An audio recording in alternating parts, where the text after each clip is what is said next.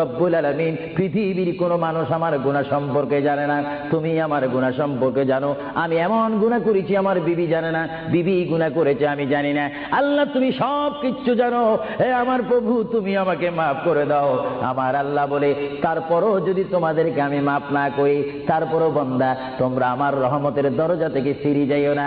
আমি তোমাদেরকে হুকুম দিচ্ছি, ওয়ালাউ আন্নাহুম ইয যালামু আনফুসাহুম জাউকা, বান্দারে যদি গুনাহ করে ফেলো আমার রহমত থেকে মুখ ফিরিয়ে তুমি চলে যাইও না। বান্দা, আকাশ পরিমাণ যদি গুনাহ করো, পাতাল পরিমাণ যদি গুনাহ করো, সাগরের পানি পরিমাণ যদি গুনাহ করো, পাহাড় তুলনায় যদি তুমি গুনাহ করো, আমার দরবার থেকে তুমি নিরাশ হইও না। বান্দা, আমি তোমাকে একটি রাস্তা পাঠাই দিচ্ছি, একটি পথ তোমাকে আমি দেখাই দিচ্ছি। সেই পথটি কোন পথ তোমরা জানো?